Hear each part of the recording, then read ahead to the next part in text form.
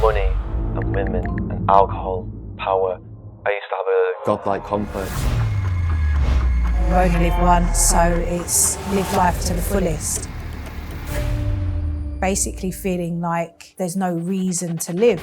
I was on the football team, I was a superstar, I was in the paper, but I was not happy, man.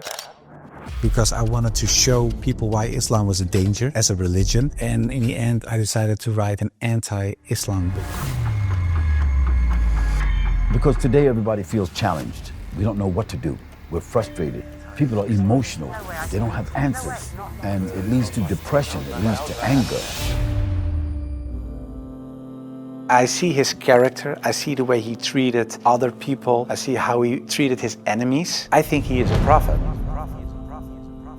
So I thought to myself, okay, let's close the books, stop. This is going in the wrong direction. Coming into Islam has given me more than just the ultimate purpose, but a life's purpose as well. I didn't feel like I'm changing, I felt like I'm adjusting. I felt it was a continuation, I felt it was universal. Islam is a cure for everything. It's a guide to life, it's a way of life. How was your, teenage years? The teenage years for me was quite hard because growing up, I thought these things would make me happy, going out partying, drinking, girls. When I got to the age of 18, I was absolutely calamitized by money and women and alcohol, power. I used to have a godlike complex. I used to think I was better than people. Honestly, I used to think nothing can touch me. I used to think I had some sort of significance, and it was very, very wrong. I really hated who I was. I used to think these things would make me happy because I couldn't be happy. Nothing made me happy in this world. I was never happy. I could have all the money in the world. I'd have 10 women around me. I'd have a big pile of cash behind me. I'm not happy. Nothing would be happy. Nothing would make me happy, no matter what I'd done. And the older I get, the higher the levels got, and the more I'd get, and the more I wouldn't be happy. So, it got even worse because I thought, if this can't make me happy, nothing's going to make me happy. And I was miserable. I was absolutely miserable. I was lost. I had no guidance. I would drink myself to death on the night. No one's there for me when I was down and out.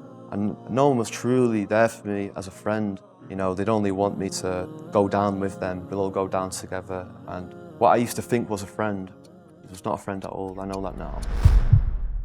What was your purpose before Islam, and what is it after Islam? My belief system was that, YOLO, as we call it in the UK. You only live once, so it's live life to the fullest. The problem with that lifestyle is that there is no purpose. And so when there's no purpose, you fall into that kind of existential crisis of basically feeling like there's no reason to live. And I did get to that point a lot in my earlier life, where it's kind of like after the lights have dimmed and after the party stops, then what's the purpose of life? So Islam gave me not only a purpose in the next life of being able to attain long-lasting happiness in Jannah, but also Allah's given me gifts that I can use in this life, my voice being one of them, my interaction with people being another. So I think coming into Islam has given me more than just the ultimate purpose, but a life's purpose as well. What else happened that attracted you more to Islam? I remember hearing the Quran for the first time, and it was just so fascinating, so attracted to it, that I don't know what it says. I have no clue, right? I don't understand Arabic at that time. But it touched me, the recitation. And I felt when I understood Islam that it was not something new. I felt it was universal. I felt it was a continuation. I didn't feel like I'm changing. I felt like I'm adjusting. Knowing all the prophets, knowing the Old Testament, the New Testament, I felt like Islam was just the last testament. And then finally realizing that Islam is just the continuation of the same message. It makes sense. It's like it was La ilaha illallah, Musa Rasulullah, Isa Rasulullah, Nuh Rasulullah, Ibrahim, and now it's La ilaha Muhammad Rasulullah. Same, there's one constant, which is La ilaha, and there's variables. The prophets changed. It's perfect. It's the only thing that makes sense. You have been to Umrah many times, but when you went to Umrah for the first time, what was the thing that affected you the most, and why? When I went to Masjid al-Haram, so many people in one area, all races, all colours, every single country, and I knew this was the answer. The people were here for the pilgrimage for Allah. Not like the Vatican, the people were there to see the Pope or Halas, but it was there for God. These are true pious believers, and it was a cure, an answer for racism, it's world peace. And that was the big moment for me. Islam is a cure for everything. It's an answer to every problem. It's a guide to life, it's a way of life. What surprised you the most while doing your research? The story about Hind, there was something that, like a switch, like I had to change. And it was because I thought Hind, she was the wife of one of the enemies, Abu Sufyan. And in a way, they gave money to kill Hamza, the favorite uncle of the Prophet. And that was what happened on the battlefield. He got killed. They even paraded with his ears and cut off his nose and horrible stuff. So the Prophet was deeply sad, of course, of what happened. And years later, he became powerful. He came in power in Mecca. And then there was Hind. And I was reading this book and I thought, okay, now she gets crucified or her head gets cut off or something like that. But he said, well, I cannot look at her right now, but everybody is forgiven. And if you want to stay here and live among the Muslims, it's possible. If you don't want that, you can go. But bloodshedding is over now. And I thought to myself that she was forgiven. If you can forgive someone who kills a relative, especially a favorite uncle of you, even starts parading with parts of his body to show other people that she humiliates you and whatever you stand for, that means you have such a great character. It's very special. It's something you don't see. And that's what he did. So I thought to myself, well, it was a really special guy. And when I thought that, I thought, well, I have these arguments for him being a prophet. I see his character. I see the way he treated other people. I see how he treated his enemies. I think he is a prophet. But then I thought to myself, whoa, that's horrible. Because I already accepted this oneness of God. And now I say he is a prophet. If I say there is only one God and Muhammad is his prophet, it's almost shahada. So I thought to myself, okay, let's close the books. Stop. This is going in the wrong direction. As Towards Eternity, we need your support. We are a charity organization that aims to spread the message of Islam to the entire world in 10 languages. With your support, you can help people convert to Islam, give up harams, start praying, wear hijab, learn to read the Quran, and so on. And get your share from all these good deeds, inshallah. Donate to Towards Eternity and don't miss this golden opportunity. What is the trait of the Prophet ﷺ that impressed you the most?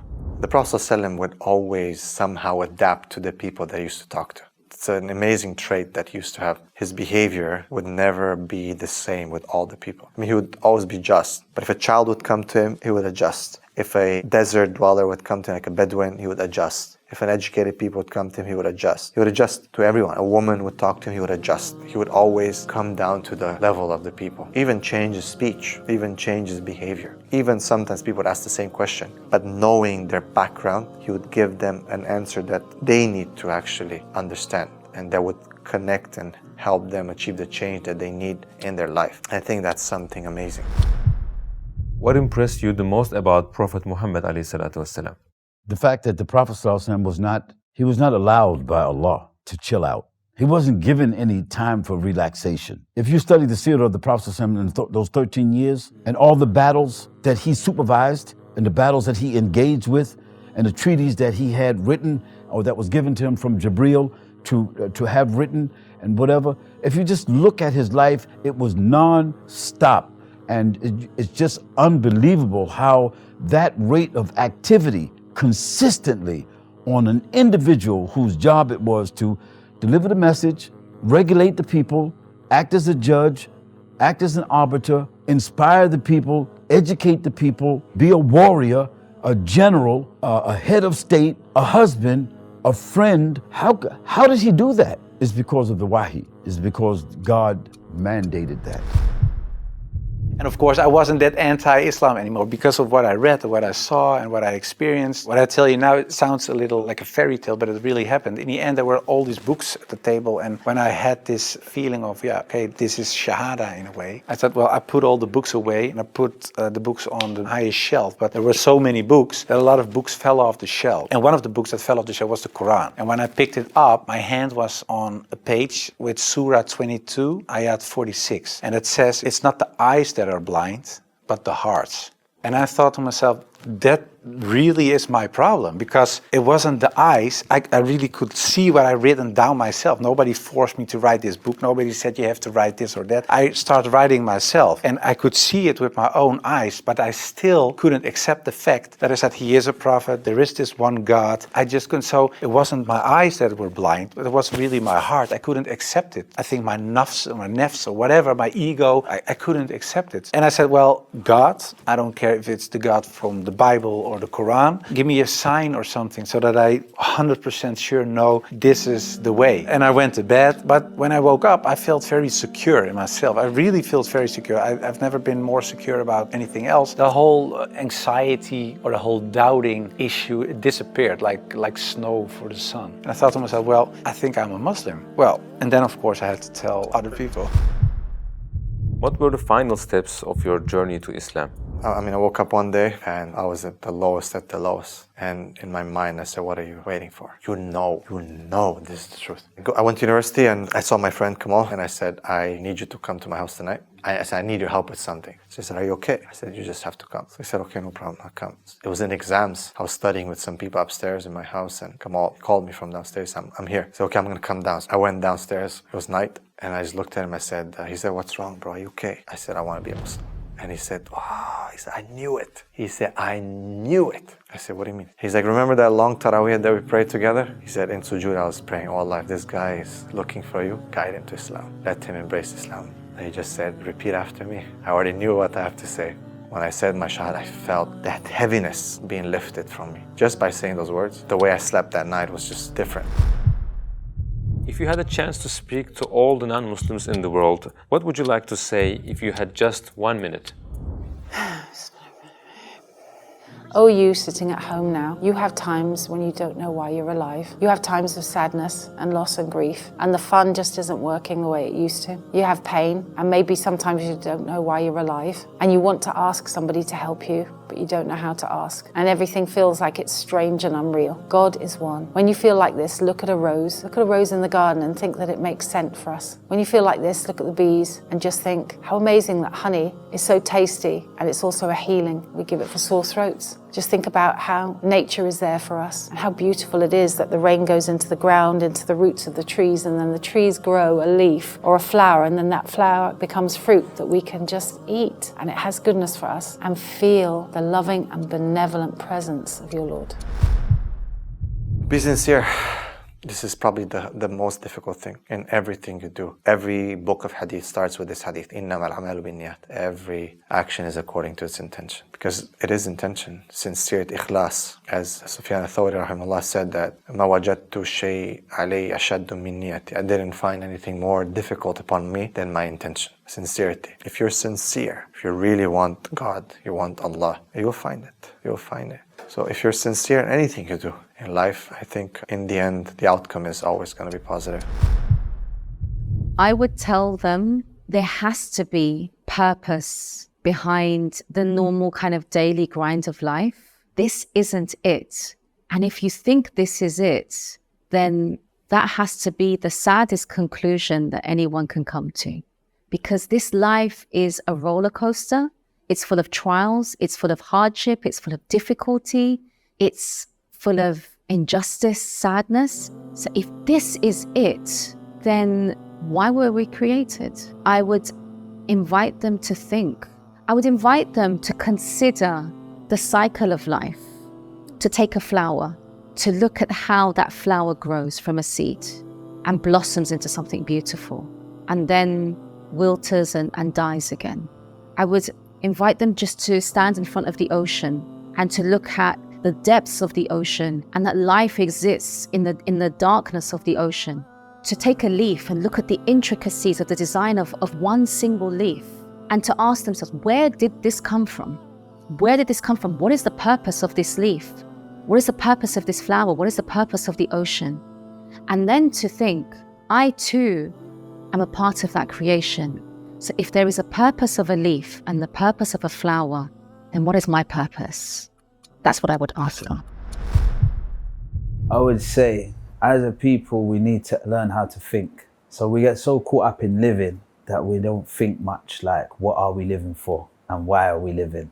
And sometimes you have to pause life and stop and think. Don't get influenced just by your heritage. It's like, because I'm born in England, the Church of England, I'm going to be a Christian. That means if I was born in Israel, I would have been a Jew. So it's not about what's the truth, it's just about what I inherit. I don't think religion should be an inheritance. We should search for the truth, and we should research. My message would be, don't listen to media, don't listen to politicians that speak negative about Islam. do your own research. You're always responsible for your own knowledge. If you don't understand anything, do research. And it's very easy. There's a lot of content on social media. You can read a lot about Islam. Go to a mosque, speak to an imam, go to Muslims, talk about this religion, and just don't follow like blindly what the media and politicians are telling you. Do your own research, and then you will find out, inshallah, that Islam is the solution and Islam is the truth. I would tell all the non-Muslims of the world that you are born Muslim. You are born knowing that there is a higher power. It's the best feeling in the world when you finally revert to who you were when you, on your first day taking a breath on this earth. When you were Muslim, it's the best to revert to that kind of mindset because it's who you are naturally. We all know that there is an afterlife. We all know that there is a God, and it's through the teachings and people and society that we kind of stray away from that. So I want you to see Islam as not some sort of abstract, different, pushed off to the corner kind of cultural concept, but instead Islam is a universal message for all of mankind. To be Islam, you just have to believe that there is one God and Prophet Muhammad, peace be upon him, is his last and final messenger. That's all you have to believe. I became much more happy after I became Muslim. So I would like to invite everybody to become Muslim, just because it brings peace to your soul and peace to your heart. It is the truth, it resonates with heart and soul. At least look at it from an Islamic perspective, try to read and study the life of the Prophet, try to understand what the Muslims believe, not so much the behavior of Muslims, because there are a lot of Muslims that don't live like Muslims, including myself. I don't always live like a Muslim, I should, we all do, but you should look at the example of all examples, and it was the Prophet. And if you study his life, perhaps you find guidance that leads you to the truth.